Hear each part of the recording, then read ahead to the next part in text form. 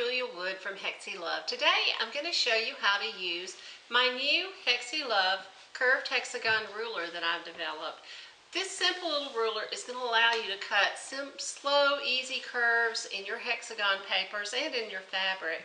And it's going to allow you to make an infinite number of curved designs. Let's get started. Now you'll see when you receive your hexagon ruler that it has some paper stuck to the front side of it. That's so easy, just peel it off and remove it. Now let's look at the ruler and talk about it so we can see how we're going to be using it. If you notice, I have some lines on the ruler designated with S1 or S2. S1 is here and S2 is here. Those are meant to line up with the side of a hexagon, as you can see here. Now you might want to note that I am using 2-inch hexagon papers. This ruler was designed specifically for 2-inch hexagons. Now I also have a P1, P2, P3, P4. P stands for point. These are all designed to line up with the point of a hexagon. Alright, now let's use it and cut a curved piece hexagon. Let's line it up on S2. So I'm going to line up the side along that line. I'm going to hold that in place. You'll notice I'm using a very small rotary cutter. I find a small one works best to cut these curves.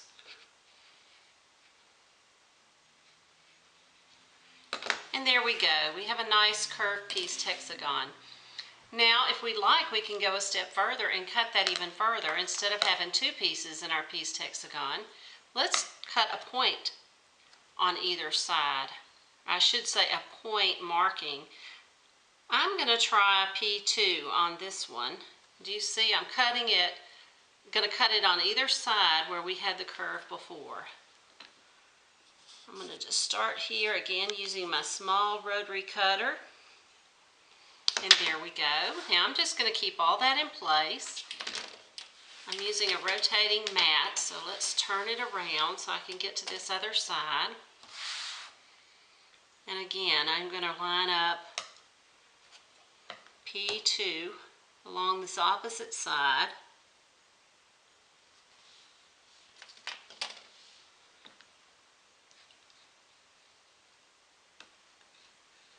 And slowly move that around, and there we go. You see, we have now 6 pieces cut in this hexagon. So that's going to make a really cool, I didn't quite get that one, but you get the idea. That's going to make a really cool, intricate design when we add different fabrics to each of these. That's going to make a nice hexagon. Alright, now if you don't want to use a rotary cutter with the ruler, you don't have to. You can do it just as easily with a pencil and scissors. Let me show you how we're going to do that. Let's say we want to cut with the S1 this time. I'm going to line up my hexie paper and I'm just going to mark it. Instead of using the rotary cutter, I'm going to mark it with a pen or a pencil, and I'm going to get my scissors and I'm going to simply cut right on that line. I have even stacked up multiples of these papers and cut several at once, as many as your scissors can handle. And there you go. So you can do it either way, makes no difference.